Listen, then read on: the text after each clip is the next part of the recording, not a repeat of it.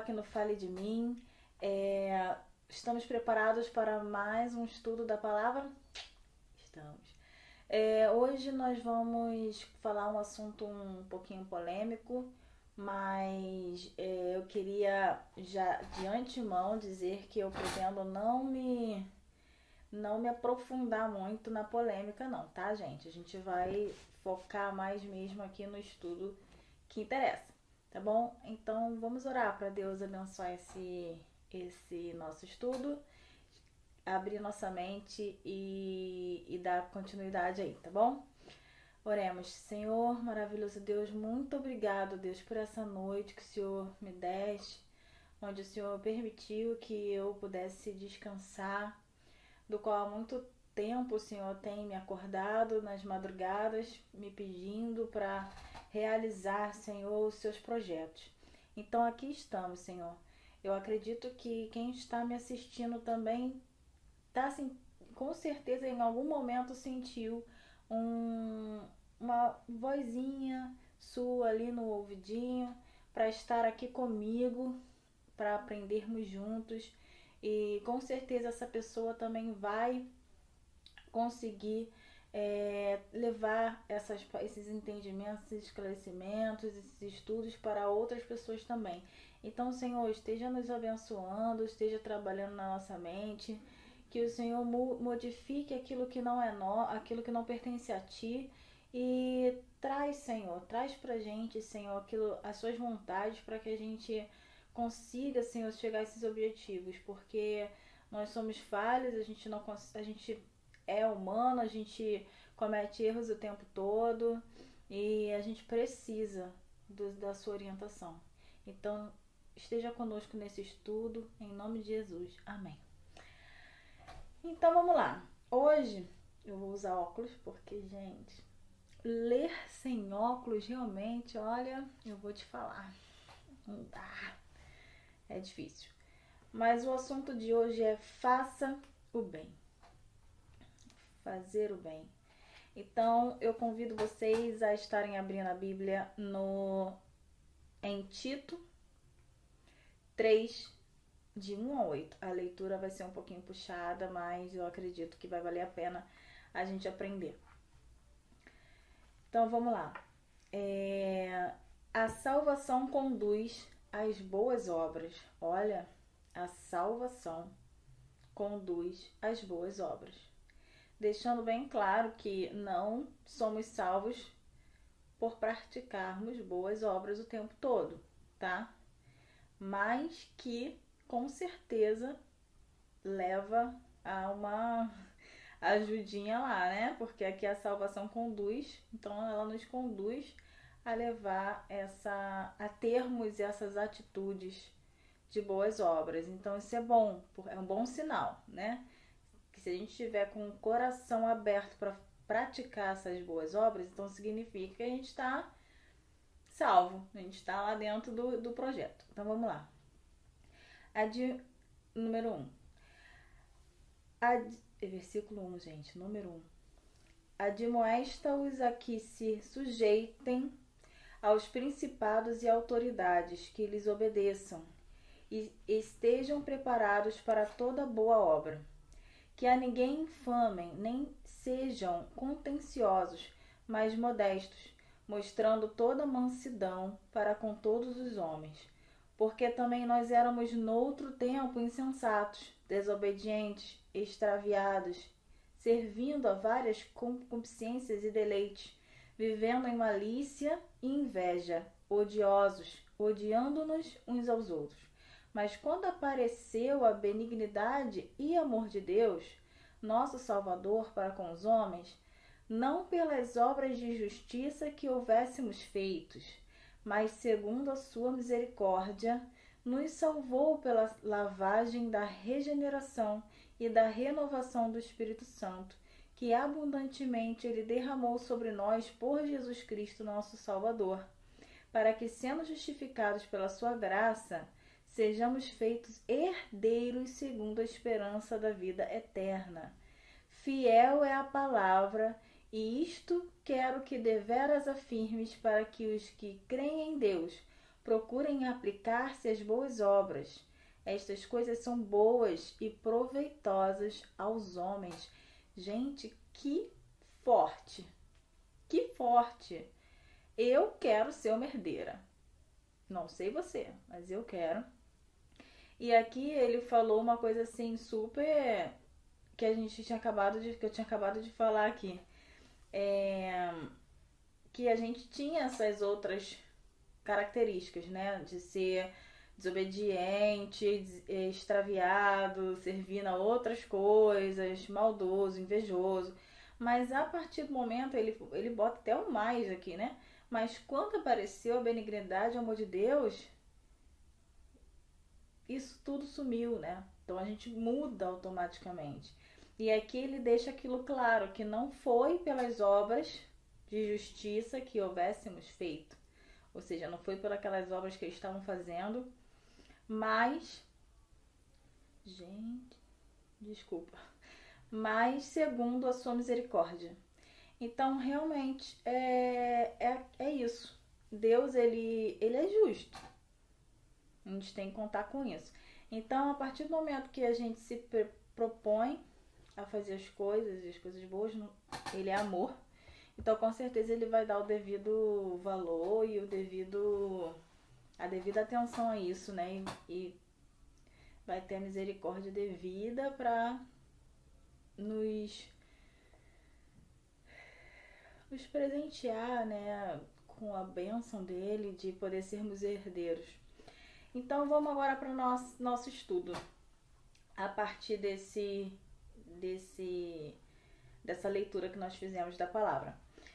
Quando os resultados das eleições presidenciais são apresentados à nação, seus cidadãos motivados por suas inclinações políticas se alegram ou se entristecem.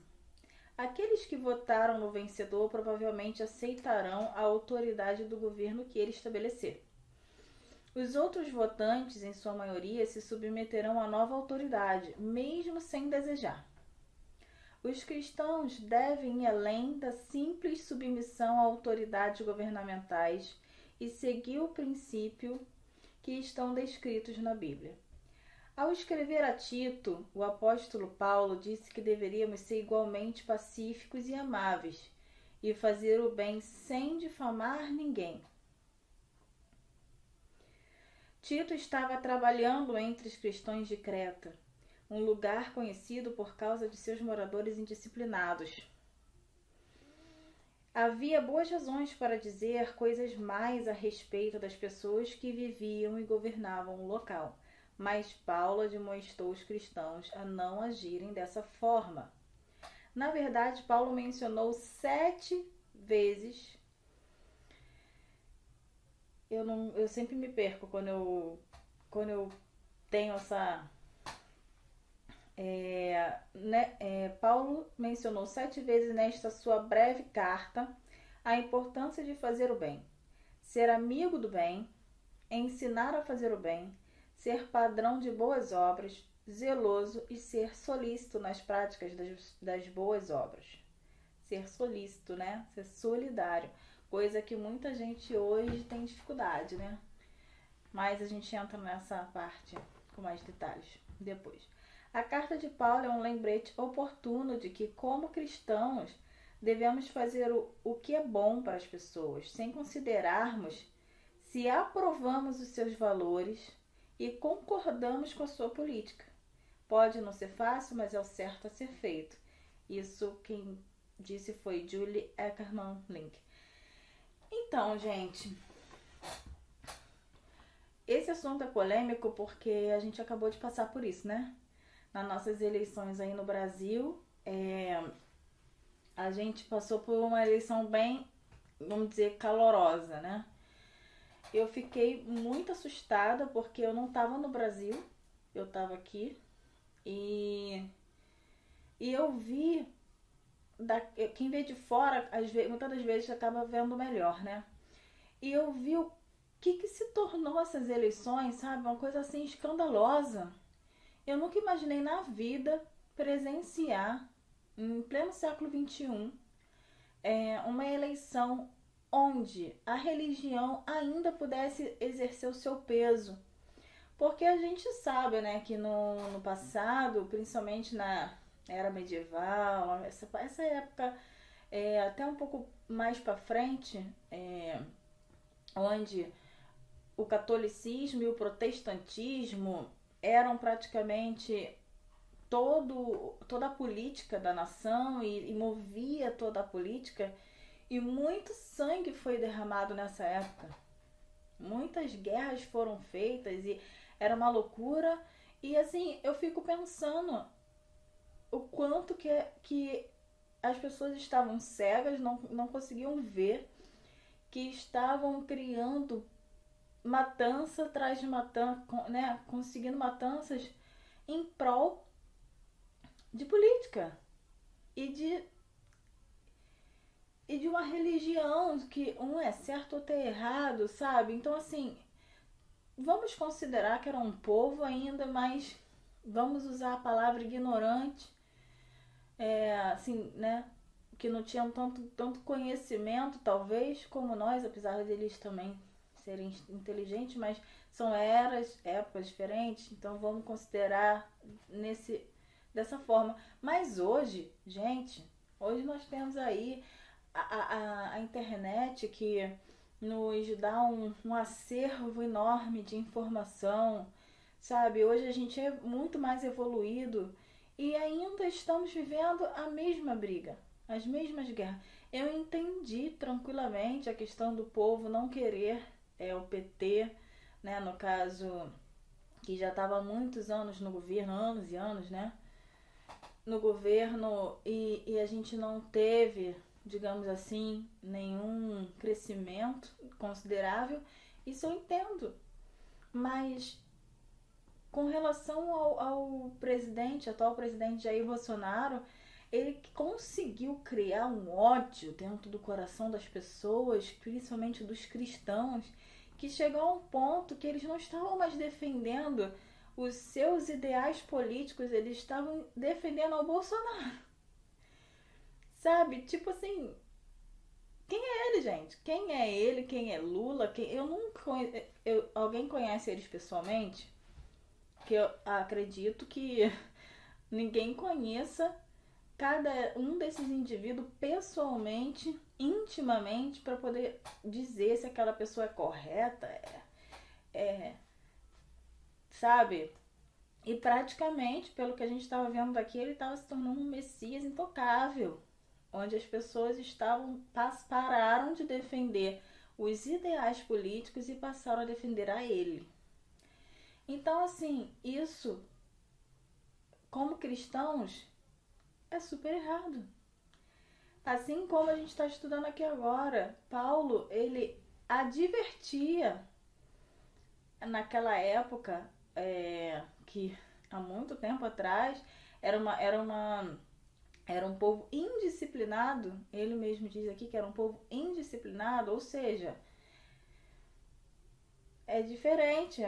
Vamos dizer que eram pessoas sem intelecto, eram pessoas mais pro lado brutal da coisa, talvez.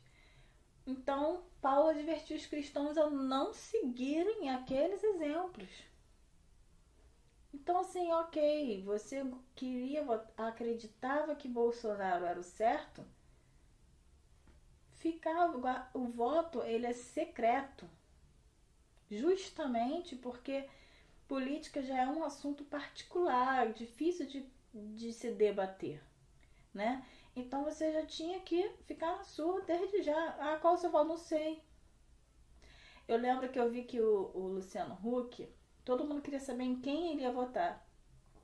E até o último minuto ele falou, eu não vou falar. Voto é secreto. Eu não vou falar quem vou votar.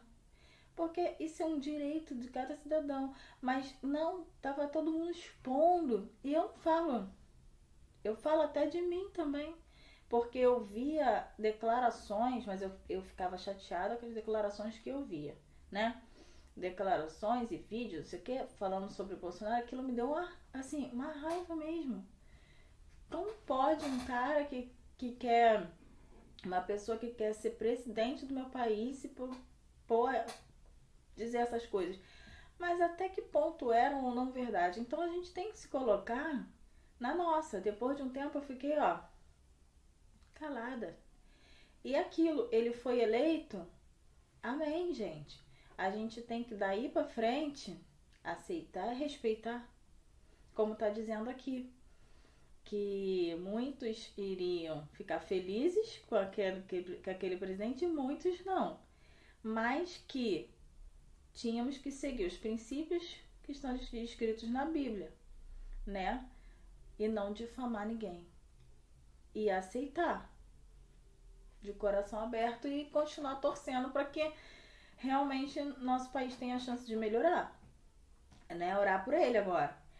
Mas o interessante é que essa parte aqui, Paulo mencionou 7 vezes nesta breve carta a importância de fazer o bem, de ser amigo do bem, ensinar a fazer o bem, porque tem gente que precisa ser ensinado a fazer o bem.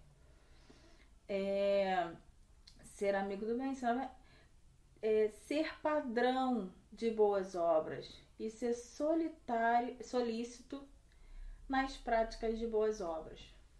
Tá vendo? É isso aqui que eu falo. Ensinar a fazer, ter um padrão de boas obras. Que padrão é esse? Quando alguém falar de você, será que alguém vai ter algo bom para lembrar de você? Falar assim, poxa, mas aquela pessoa, cara, você viu a diferença que ela fez na vida de fulano? Que conseguiu resgatar aquela pessoa, tava lá no fundo do poço, mal à beça, sem trabalho, sem nada. E aquela pessoa, ela foi lá e pum. Eu conheço uma pessoa que nem cristã é. Eu acho que ela é católica, mas não sei se é praticante.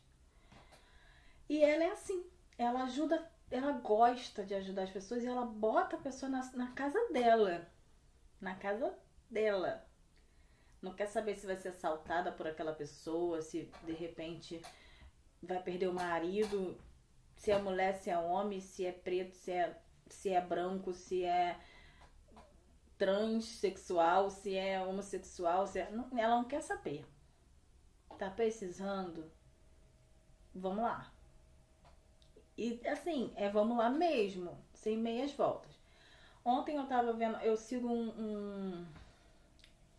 o Facebook tem essas comunidades, né? E eu sigo um grupo de brasileiros em Nice. E um dos brasileiros que tava saindo, acho que de Lyon, e tava se mudando aqui para Nice, ele tava perguntando se alguém poderia ajudá-lo, porque ele estava tentando trazer a moto dele, poderia ajudá-lo a chegar até até o ponto lá que ele vai morar, da estação até o ponto onde ele vai morar. Se alguém podia dar essa força para ele em 30 minutos de fazer isso aí, ele não conhece ninguém naquele grupo, ele só pedindo ajuda. E por incrível que pareça, eu mesma falei assim, olha, essa eu vou querer ver. Porque ele não tá oferecendo dinheiro. Tipo, olha, eu dou 20 euros, 30 euros pra quem me ajudar a levar minha moto e minhas coisas até minha casa. Não, ele tava pedindo ajuda. Solidariedade. E assim, eu fiquei muito feliz que teve gente que se propôs a ajudar. E eu falei, caraca, que bom! Então há esperança. Realmente o povo brasileiro, ele quando quer, ele é um povo solícito. Então assim, é isso que a gente tem que ser e não perder isso. A gente tem que ter essa essência. E eu achei interessante que eu vi aqui um pouco mais sobre Creta, né? Eu fui pesquisar e Creta, ela é uma cidade, hoje ela é um estado que fica numa ilha grega, né? E desde aquela época ela já fazia parte de uma ilha grega. Mas por que eu digo isso? Porque Creta, ela passou por milhares de guerras e ela ficou indo de mão em mão, de governo a governo, até os tempos de agora, se eu não me engano, acho que é 1900 e alguma coisa, que ela passou a ser realmente parte da Grécia. Ela ela ficou sendo pertencente a vários governos, até que um comprou, outro não sei o quê. Aí no final das contas, agora, recentemente, que ela faz parte da Grécia. Ou seja, para você ver que foi politicamente um povo muito problemático, que passou ainda assim por muitos problemas. E imagina naquela época, que eu vi também que lá em Creta tem a caverna de Zeus, porque de acordo com a mitologia grega, ele nasceu naquela caverna. Então você imagina como que foi para Paulo, para Tito naquela época, conseguir levar o cristianismo, né, as pessoas acreditarem em Jesus em um local onde a mitologia ela era muito forte. As pessoas acreditavam em Zeus, acreditavam em, sei lá, eu não sei mais ou menos na época quais eram os deuses, mas eu acredito que deveria ser Afrodite, Hermes, esse povo todo aí. Então imagina a dificuldade que foi para Paulo, para Tito, poderem levar o nome de Jesus assim. E querendo saber um pouquinho mais, né? Eu pesquisei aqui a respeito de Tito. E vai fazer muito sentido porque vai fazer parte desse nosso tema de hoje, que é da bondade, né? Tito, ele, aqui no Google, nosso amigo Google, diz que Tito ele era um gentil. Ele era um gentil e Paulo, por causa disso, se recusava terminantemente a circuncisar ele, né? Porque, em caso, eu acredito que seja transformar ele em apóstolo, né? Porque, como pode? O cara é gentil, né? Não pode. Não combina. Então, mas assim, Tito, ele não desistiu. Ele ficou ali no pé de Paulo. E com isso, Paulo acabou chamando ele, deixando ele fazer parte, junto com Timóteo, de ir para Éfeso. Eles foram para Éfeso. E de lá ele enviou ele para Corinto, na Grécia, já na Grécia. Depois disso, ele deu um objetivo para ele, né, que foi de fazer com que o povo de Corinto, a igreja de Corinto, ajudasse nas contribuições para os pobres de Jerusalém. Então ele foi engajado a fazer isso e ele ficou naquela luta ali, se juntando com Paulo nessa luta. E depois ele é mencionado só algumas outras vezes na Bíblia. Até, infelizmente, ele fala um pouco de Tito, né? Mas depois disso, seu nome não é mais mencionado, pelo menos até a primeira prisão de Paulo, quando ele se empenhou na organização da igreja em Creta. Então ele ficou ali empenhado em Creta depois, nessa igreja. Ele ficou... Então, com certeza, foi por essa dificuldade. Porque além de ser um povo muito indisciplinado, também era um povo que adorava a deuses. Então imagina a luta que foi para ele para mostrar que o único Deus era Jesus, né? E a Trindade. Então imagina a dificuldade dele. Então ele ficou ali engajado. E depois disso, Paulo ele acaba se rendendo, né, aos esforços de Tito, e eles se despedem. Quando Tito se despede de Paulo em Roma para ir a Dalmácia, ou seja, ele ainda vai para outro local, e parece que ele morre lá, né? Ele fica por lá mesmo. E depois disso, aqui diz, de acordo com a tradição, Paulo ordenou Tito bispo de Gortina, em Creta, né? Que provavelmente era onde é a igreja, né? ele teria morrido em 107 depois de Cristo, com 95 anos. Viveu, hein? Viveu 95 anos. Mas, com certeza, foi merecido. Porque Deus diz que a gente tem que merecer a nossa vida aqui na Terra, né? Nossos anos longos na Terra. Então, achei muito interessante isso, porque demonstrou a paciência de Paulo, porque assim, Paulo já tinha determinado, não, ele é um gentio, ele ainda está na lei mosaica e não vou circuncidá-lo, não vou. Mas com a insistência de Tito, não é que ele excluiu ele continuou permitindo que Tito ficasse ali na luta com ele. Com certeza ele deveria falar, tudo bem, você não precisa fazer nada não, mas eu quero estar aqui com você. Ou seja, a solidariedade dele por aquela obra, acreditando naquela obra junto com Paulo, e independente de qualquer coisa, ele não pensou em mais nada, ele só teve amor àquilo ali. E depois veio a bondade dele em relação ao povo de Jerusalém, os pobres de Jerusalém. Ele quis pegar essa bronca de tentar buscar ajuda em Corinto, né, financeira, e depois disso ele ainda ficou engajado lá na igreja de Creta, mesmo não sendo nada, porque Paulo não queria transformar ele em nada. Até então ele era um gentil, ou seja, foi a mesma coisa que eu falei para Deus, mas Deus, por que eu, Jesus? É mais ou menos isso, entendeu? Ele não se importou, ele foi em frente. Mesmo que um dia alguém virasse para ele e falasse, mas quem é tu, meu filho? Tu é o quê? Um apóstolo? Não. Você é, sei lá, bispo? Não.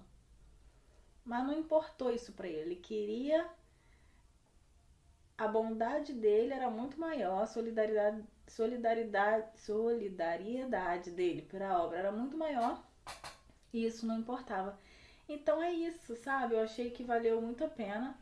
E pra fechar esse vídeo aqui, que eu nem faço ideia, gente, tá longuíssimo, me perdoa. Tentei ser breve, mas pra finalizar, eu vou finalizar com essa frase aqui que eu achei fantástica. Os cristãos podem ser construtivos se recusarem a serem destrutivos. Olha, é isso.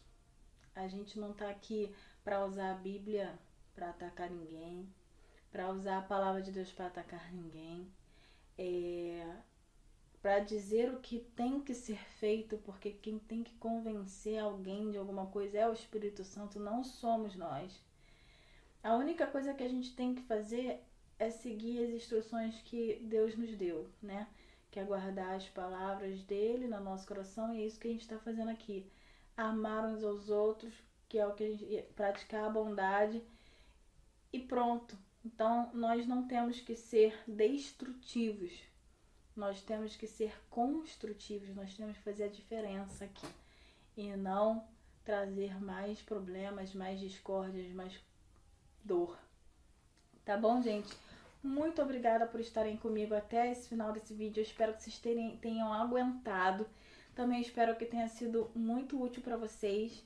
E amanhã estamos aqui de volta no Fale de Mim. E por favor, falem dele pro máximo de gente que vocês puderem, compartilhando esse vídeo, curtindo, para que eu possa continuar aqui com vocês também. Vai me trazer bastante ânimo. E é isso. Até mais. Quer dizer, até amanhã.